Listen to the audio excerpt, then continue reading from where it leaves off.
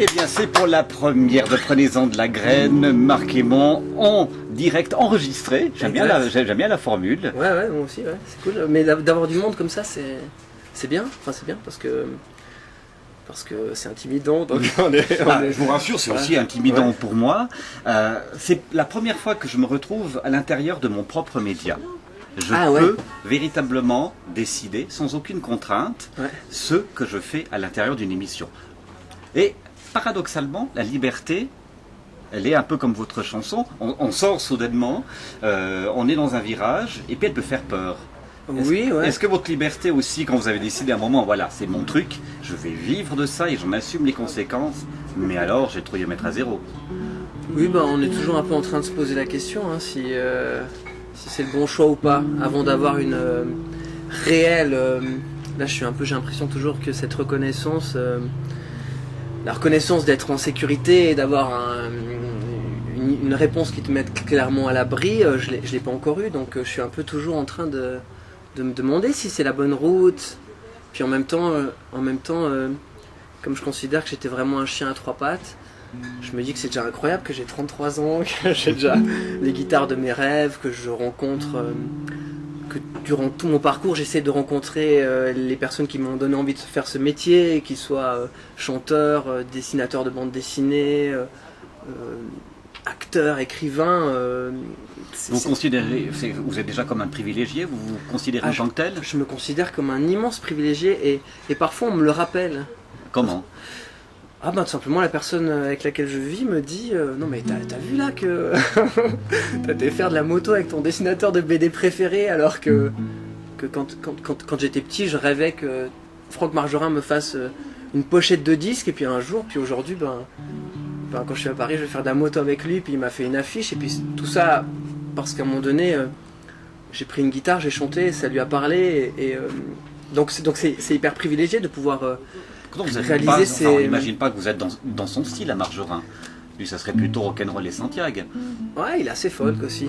Mais c'est au-delà du style, c'est juste que ça l'a fait marrer de voir un chanteur suisse qui l'a appelé quand il a fait son deuxième disque et qui lui a dit bonjour, je connais personne à Paris, est-ce que je peux venir vous voir? Je peux venir chanter chez vous pour dormir chez vous? Non, c'est non. Ouais, j'ai pas été dormir chez lui, mais il m'a accueilli, j'ai chanté, et puis ça lui plaît d'avoir tout à coup un jeune gars qui vient le voir et puis qui lui dit mais cette planche là, qui lui pose des questions, qui est réellement intéressé par son travail. C'est un passionné, donc quand tu vas rencontrer un passionné,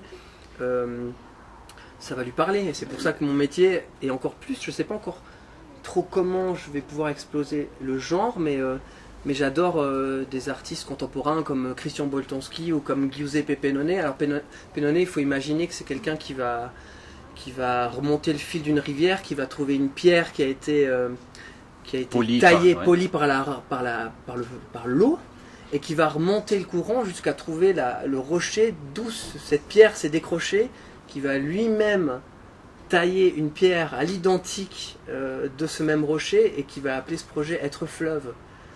Et moi ça me passionne, je sais pas trop pourquoi, je sais juste que... Faut pas analyser, ça vaut pas la peine. Je sais juste que ça me passionne, que c'est poétique, et que mon rôle, c'est celui d'aimer ce genre de personnes, d'en parler, et puis d'essayer à travers une chanson comme Creuser la mémoire de la boue par exemple, de parler de cette patience qu'il faut sans aucun doute avoir pour polir cette pierre, et de la patience aussi qu'on peut avoir à creuser la terre pour y laisser des empreintes, comme en chanson.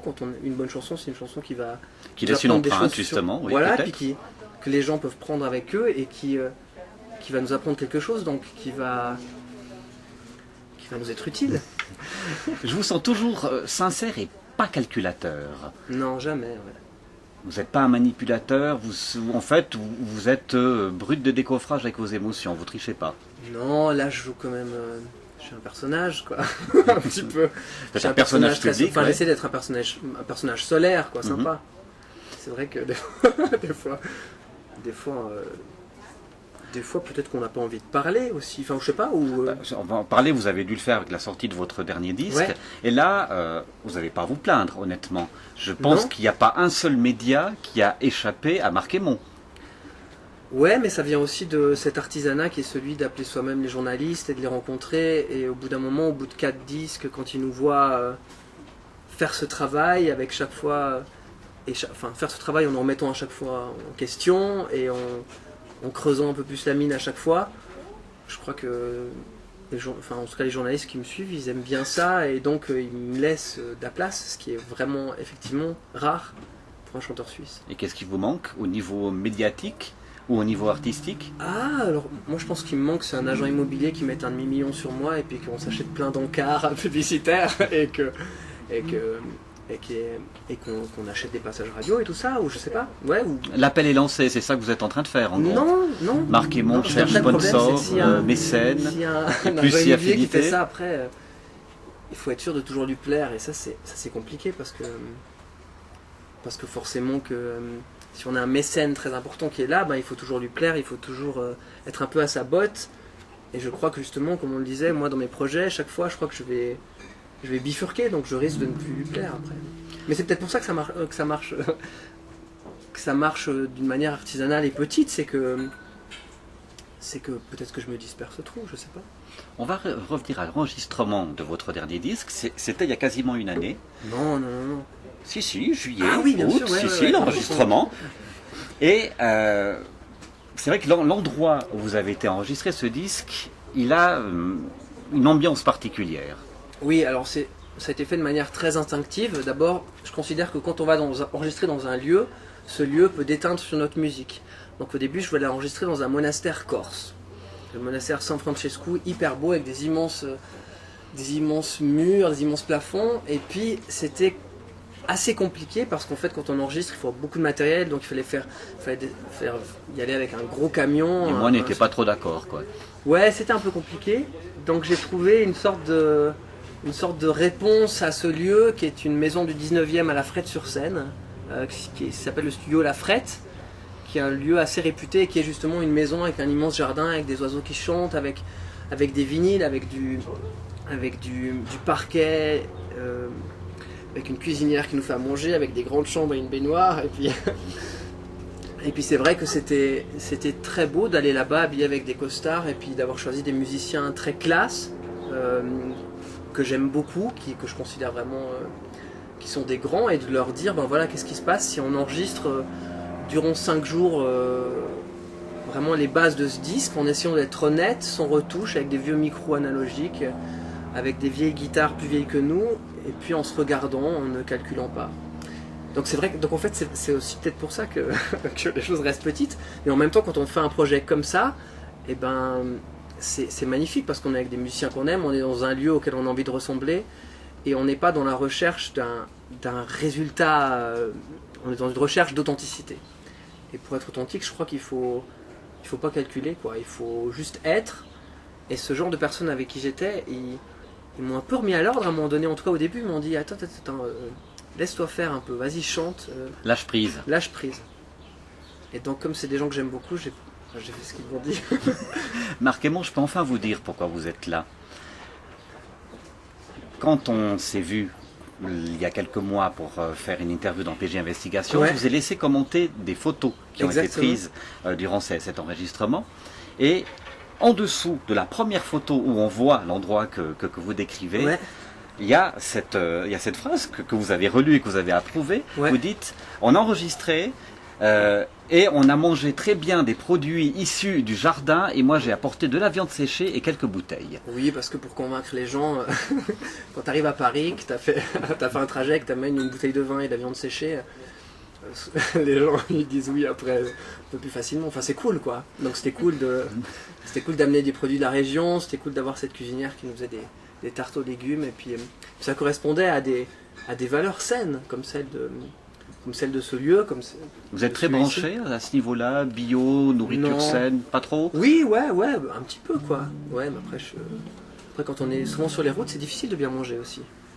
Il y a la troisième mi-temps qui se passe, on dit dans le rugby, en fait, il y a le match, et après, les choses intéressantes se passent souvent dans les vestiaires quand on mange. Vous avez fini un concert, vous pouvez enfin manger. Est-ce que c'est là qu'il y a encore d'autres choses encore plus fortes que lors d'un concert qui se déroule?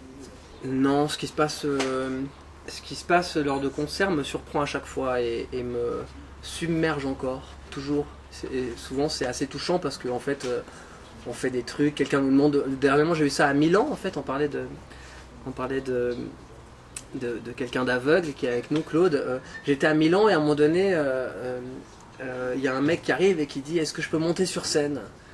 Et je vois qu'il est aveugle et qu'il y a quelqu'un qui le guide, et puis moi je suis là, il y a du public, on est sur scène, et puis je dis mais qu'est-ce que je fais? Est-ce qu'il monte sur scène et qu'est-ce qu'il va faire? Est-ce qu'il va montrer ses fesses? Est-ce qu'il va chanter? Qu'est-ce qu'il va faire? Est-ce qu'il va faire un discours politique? Puis à un moment donné je me dis bon ben mon métier c'est justement de prendre des virages quand j'ai envie d'en prendre et de ne pas faire forcément ce qu'on attend de moi et d'être libre. Donc je lui dis monte, et il me demande une chanson de Bob Dylan, la seule que je sais jouer, et puis il commence à chanter et vous il l'avez chante... payé, c'est pas vrai. Non, et il chante c'était comme un spontané. dieu, Okay. il chante vraiment comme un dieu. D'ailleurs il y a une vidéo sur YouTube où il chante et puis moi je fais waouh, waouh comme ça. Et c'était génial, et le public se lève et tout à coup c'est inattendu, et ça c'est plus fort que tout, et c'est plus fort que tout parce que c'est inattendu, et c'est ce que j'aime dans les concerts, c'est que souvent il se passe des choses auxquelles on ne s'attend pas. J'aime bien rebondir aussi sur ce genre de choses là, parce que pour moi ce qui est intéressant c'est d'essayer de ne pas faire les choses en pilotage automatique et de ne pas faire chaque fois le même concert, donc de jouer aussi avec ce qui se passe, avec l'ambiance, idéalement un peu avec mon état d'esprit du moment. Mais là c'est un peu plus compliqué parce que je suis encore dans cette dynamique où je me dis que je dois être solaire sur scène.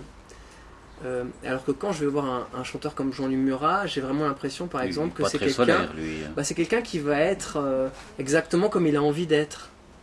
Et j'ai vu des concerts où il était imbuvable. Mais en même temps, c'est génial de voir quelqu'un qui peut être imbuvable s'il a envie d'être imbuvable. Vous aimeriez vous offrir ce luxe? Être imbuvable sur scène? Non. Allez, d'ici 20-30 ans quand même. Non. Avec certaines personnes, j'aurais bien être imbuvable parfois. Je suis un peu le genre à encore tendre l'autre joue, mais... Moi, je suis pas capable de chanter Bob Dylan, Tu veux faire un featuring, c'est ça? mais je suis capable de montrer mes fesses. C'est vrai? Écoute, c'est pour ça qu'on fait une radio, Claude. Vas-y, hein. Je sais que ça fait un moment inoubliable pour tout le monde. J'étais sûr qu'il allait la ramener, je sais pas pourquoi. Dernière question, je vois que vous êtes en train de nouveau, il y a la guitare qui vous démange, comme dirait l'autre. Vous avez été à Milan. Attention, ça c'est un peu une question casse-gueule ça. Vous pouvez utiliser votre joker et chanter immédiatement. Vous êtes représentant officiel du Valais, où on vous voit dans le Nouveliste, vous posez à côté de conseillers d'État et autres. Marquez-moi et l'officialité, ça lui fait quoi? Bon, mais c'est assez marrant. Je sais pas. Joker? Non. Encore une fois, j'aime bien. Il y a des politiciens qui me disent bonjour quand ils me reconnaissent. Puis il y en a d'autres quand je monte le Grand Pont. Et il y en a quelques-uns en fait qui tout à coup à un moment donné m'ont invité à manger. Puis qui me commençaient à me poser des questions, genre comment est-ce que tu t'en sors? Ça fait quoi de faire ce métier? Puis moi après je leur demandais comment est-ce que tu gères le pouvoir? Comment ça se passe avec ta famille? Comment est-ce que... Parce qu'en fait c'est quelque part c'est un métier public. Puis j'ai vu des politiciens me donner des tracts où ils me disaient d'avoir peur de tout le monde. Et puis j'aime bien leur poser... savoir d'où ça vient en fait. Vous faites un peu de psychologie aussi avec... de comptoir, mais... Ouais. Explique-moi tes terreurs, politicien. Pourquoi tu peur? Mais oui, mais ça vient toujours, ça toujours ça, de quelque part, ouais. Ouais. Ça vient toujours de quelque part. Une petite chanson? Ah, il faut envoyer... Ou une grande. Faut enlever le mot petit. Alors c'est une grande. chanson, mais en fait, tu veux pas tourner les micros parce qu'en fait, je vais venir un petit peu plus proche. Là. Voilà. Tu tournes les micros, tu... Je fous la merde là en fait. Exactement, mais c'est prévu bien. pour...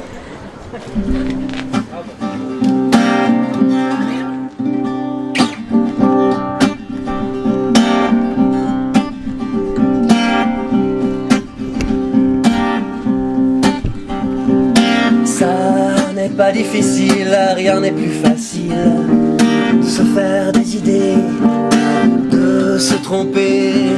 Les voisins n'y comprennent rien, j'ai tout l'air d'un bon à rien. Quand ils partent travailler tôt le matin et laissent rouler. Laisse dire, laisse dévaler, laisse, laisse. Ça n'est pas difficile,